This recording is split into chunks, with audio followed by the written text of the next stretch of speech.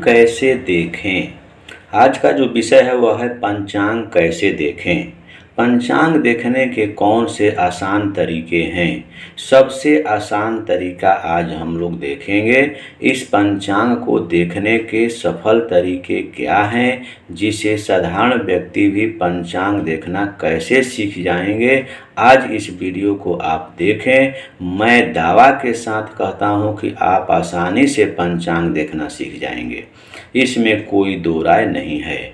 तो देखिए, पहले पंचांग देखने से पहले हमको जो पंचांग के पहले पेज पर जब जाते हैं तो वहाँ पर लिखा हुआ रहता है, जिसे देखिए यहाँ पर लिखा है ऋषिकेश पंचांग, श्री ऋषिकेश पंचांग।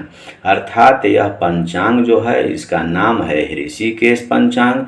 उसको कहाँ से प्रकाशित किया गया है ये आप लोग पहले ही जानते हो कि ऋषिकेश पंचांग काशी से प्रकाशित किया जाता है। जैसे यहाँ देखिए, श्री काशी विश्वनाथ पंचांगम, यह काशी से प्रकाशित होता है। यह कौन प्रकाशित करने वाले व्यक्ति हैं, तो पंडित हरिहर कृपालु उपाध्याय। प्रधान संपादक हैं पंडित विशाल उपाध्याय। इस प्रकार हम ये जान जाएंगे कि पंचांग कहाँ से प्रकाशित हुआ, पंचांग के नाम क्या हैं, तथा पंचांग जो है वह उसके लेखक कौन है, संपादक कौन है। यहाँ तक आप जान जाएंगे। पहली बात तो यहाँ समझ लीजिए, कोई भी पंचांग आप देखते हैं तो पंचांग यदि आप रखते हैं तो उस पर ये बातें जरूर दी हुई रहती है। पंचांग का नाम क्या है, कहाँ से प्रकाशित हुई और कौन उसके लेखक हैं, संपादक कौन है, ये सब बातें जरूर लिखी हुई रहती है। उसके बाद हमको देखना होता है कि पंचांग किस वर्ष का है। तो उसको भी देखने के लिए बहुत आसानी से नीचे जब आएंगे तो देखिए यहाँ पर दिया हुआ है ईस्वी सन 2023-2024। यह फसली का सन है, ऐसे यहाँ हिजरी सन है। यानी जो आपको आवश्यकता मुख्य है उस पर आपको विशेष ध्यान देना है। तो ईस्वी सन 2023-24 का पंचांग है। अब यहाँ देखिए संवत कौन है, तो श्री संवत 2080, शक संवत जो है 1945, नल ननाब्द, नल जो चल रहा है वह नामक संवत चल रहा है। इसलिए आप इसे समझ सकते हैं आसानी से, कोई आपको समझने में परेशानी नहीं होगी। यहाँ पर जो लेखक प्रकाशित करते हैं पंचांग को, वहाँ यहाँ देखिए उनका हस्ताक्षर भी है और उनका पूरा नाम भी लिखा हुआ है, पंडित हरिहर कृपालु उपाध्याय, पंडित विशाल उपाध्याय, यानी संपादक का नाम। इस प्रकार हम लोग पहले उस पंचांग को समझेंगे कि पंचांग किस वर्ष का है। देखिए, मैं भी एक बार किसी दुकान पर गया और मैंने कहा कि मुझे एक पंचांग दे दो। तो पंचांग देने जब लगा तो हम उस पर ध्यान नहीं दिया। एक हो सकता है वह दुकानदार न बैठा हो, कोई और बैठा हो, मुझे 1 साल पीछे का पंचांग देने लगा। तो मैं जब उसने दिया तो हम समझे कि पंचांग तो सही ही दिया होगा, लेकिन थोड़ी ही देर बाद मेरा नज़र चल गया इस ईस्वी सन पर। तो मैंने देखा कि वह जैसे मान लीजिए 2023 और 24 यहाँ लिखा हुआ है, तो वो दे रहा था 2022 और 23, यानी 1 साल पीछे का हमको पंचांग दे रहा था। हालांकि मुझे नज़र पड़ गया, मैंने उसे लौटा करके पुनः जो पंचांग लेना था वही मैंने लिया। इसी प्रकार आप यदि यह नहीं जानेंगे या नहीं समझेंगे तो आप गलतफहमी में फंस सकते हैं। इसलिए आपको पहले इस पर ध्यान देना है कि जो मैं पंचांग खरीद रहा हूँ वह इसी वर्ष का है या गत वर्ष का है। इन सब बातों को विशेष तौर से ध्यान देना चाहिए। पंचांग में बहुत सी सारी बात दी हुई रहती है। जैसे पंचांग में यहीं पर देखिए, इसी पंचांग में यहाँ पर देखिए विवाहे पंच लगना, पंचशला का चक्र यहाँ पर बना हुआ है जो विवाह में उपयोग किया जाता है। यह बाण पंचक कैसे देखते हैं तो विस्तार रूप से बताना पड़ेगा, तब आप समझेंगे। जैसे यहाँ पर देखिए, यहाँ पर लिखा हुआ है नृप बाण, चौर बाण, मृत्यु बाण, ये सब दिए हुए हैं। तो इसको अलग से नियम बताने की आवश्यकता आपको पड़ेगी। उसके आधार पर आप समझेंगे कि बाण कैसे देखा जाता है। पंचक 5 तरह के बाण होते हैं और 5 बाणों को कैसे देखते हैं। यहाँ देखिए कर्मेण, यहाँ पर देखिए रोग बाण दिया हुआ है, नृप बाण, चौर बाण इत्यादि। इसके अलग अलग यहाँ पर समय कैसे बनाया जाता है उसको बाद में बताया जाएगा, या पिछले वीडियो में भी आप हकीकत में जाकर देखेंगे तो आपको समझ में आ जाएगा। यहाँ देखिए, रामायणे शकुनादि व लोकनम, यानी रामायण में शकुन जो आप निकालते हैं वो शकुन के बारे में भी यहाँ चर्चा की गई है। इसी प्रकार आगे हम देखते हैं, यहाँ पर देखिए सप्तशती शकुला व लोकनम, यानी यहाँ पर सप्तशती यानी माँ दुर्गा की भी यहाँ पर चर्चा की गई है। जैसे संपूज्य विधि व देवी कौमारी रूप धारिणी, यानी आप समझ रहे हैं इस श्लोक से ही पता चल रहा है कि माँ दुर्गा देवी की यहाँ पर कुछ बातें दी हुई है, जिसे आप अध्ययन करेंगे, इसको हिंदी करेंगे तो समझेंगे। इसी प्रकार आगे देखिए, यहाँ पर ग्रहणामरिष्ट आदि के बारे में दिया हुआ है। यहाँ पर सप्त शलाका चक्र दिया हुआ है, जो विवाह में नहीं लिया जाता है, अन्यत्र कार्यों में लिया जाता है, शुभ कार्यों के करने के लिए यहाँ से लिया जाता है। ये सब बातों को हमको पहले ध्यान दे लेना चाहिए। तो हम लोग सीधे तो कोई भी पंचांग के बारे में कोई भी वीडियो आप यूट्यूब पर देखते हैं तो सीधी आपको मिल जाता है कि एक के बार ही वो लोग चले जाते हैं उस पक्ष के पेज पर, यानी जैसे आज कौन तारीख है और आज उस तारीख के बाद उस दिन तिथि कौन है, नक्षत्र कौन है, योग कौन है, उसके बारे में लोग चर्चा करके आपको समझा देते हैं। लेकिन पंचांग में मात्र वह पक्ष ही सिर्फ नहीं दिया हुआ रहता है, पंचांग में बहुत सारी बातें दी हुई रहती है। तो पंचांग को देखने से पहले हमें अन्य बातों को भी जानकारी रखनी है। तो सिर्फ पंचांग देखने आ गया कि हम तिथि वार नक्षत्र कर्ण योग आदि कब प्रारंभ हो रहा है, कब समाप्त हो रही है, इसको निकाल लेंगे। लेकिन अन्य बातों को जानकारी हम पंचांग से भी कर सकते हैं, हमें अन्य पुस्तकों में जाने की आवश्यकता ही नहीं पड़ेगी।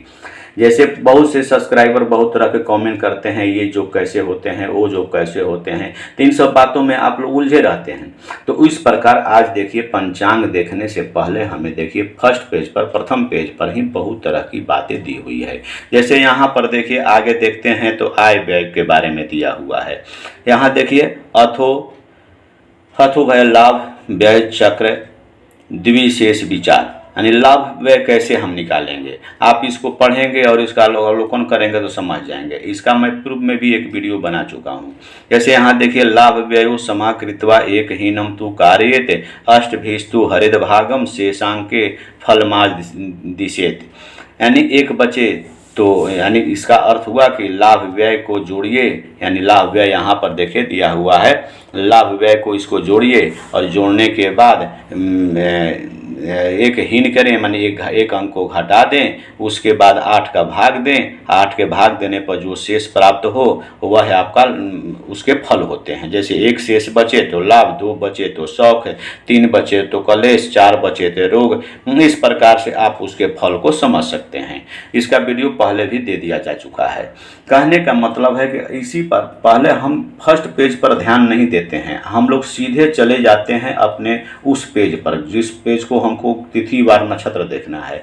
उसके बाद आपको चाहिए कि पंचांग को हम जो रखे हैं उसको नित्य प्रति अध्ययन करें और उसको समझें कि कहाँ पर कौन सी बातें दी हुई है। जैसे उत्पाद योग के फल क्या होते हैं वह यहाँ पर दिया हुआ है, आप इसको विचार ही नहीं करते हैं और सीधे आप अपने पेज पर चले जाते हैं, कहते हैं कि हमको ये बताइए वो बताइए। थोड़ा अध्ययन भाई किया कीजिए, आप अध्ययन कीजिए तो निश्चित समझ जाइएगा। जैसे देखिए यहाँ पर वर्षा आदि के बारे में दिया हुआ है। फर्स्ट ही पेज पर, प्रथम पेज पर की बात मैं कर रहा हूँ, अंदर में नहीं अजीन किया हूँ, आपको प्रथम पेज पर ही बताने की कोशिश किया हूँ। जैसे यहाँ पर देखिए, सूर्य चंद्र प्रवेश, सूर्य नक्षत्र प्रवेश काला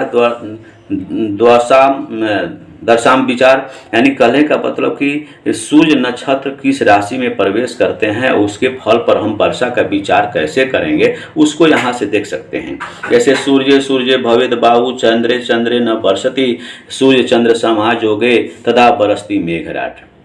तो ये सब बातें आप नहीं देखते हैं, ध्यान ही नहीं आप लोग देते हैं कि हाँ पंचांग में और सी भी बातें दी हुई है, उसको हम लोग कैसे देखें।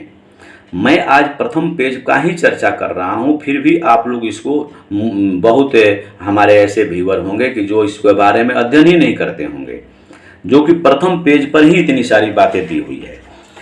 अब आगे देखिए, प्रथम पेज की ही बात कर रहा हूं। वर्षा ज्ञानाय सप्तनाड़ी चक्र यहाँ पर दिया हुआ है, इसका भी वीडियो मैं पूर्व में डाला हूँ। कौन से नक्षत्र कैसे हम समझेंगे कि वर्षा कब होगी या नहीं होगी, सप्तनाड़ी चक्र से आप देख सकते हैं। यहाँ पर देखिए समय शुद्धि, गुरु, बार बार ये प्रश्न आता है, आप लोग कमेंट करते हैं कि गुरु अस्त हैं, उदय कब होंगे, उदय हैं तो अस्त कब हो रहे हैं। उसी प्रकार शुक्र उदय हैं कि अस्त हैं। शनि का यहाँ पर देखिए उदय अस्त के बारे में दिया हुआ है, कब बकरी हो रहे हैं, कब मार्गी हो रहे हैं, इसके बारे में भी दिया हुआ है। राहु के बारे में भी यहाँ दिया हुआ है। जैसे देखिए यहाँ पर गुरु जो हैं चैत्र शुक्ल तिथि 10वीं, शुक्र 31/3/23 पश्चिम में अस्त हुए।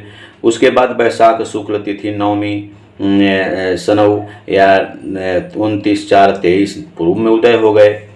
शुक्र को देखिए गुरु उदय हुए, शुक्र यहाँ पर उदय हुए अधिक श्रावण मास के कृष्ण तृतीया शुक्रवार 4/8/23 को पश्चिम में अस्त हुए थे, यानी अगस्त महीने पिछले ही महीने में।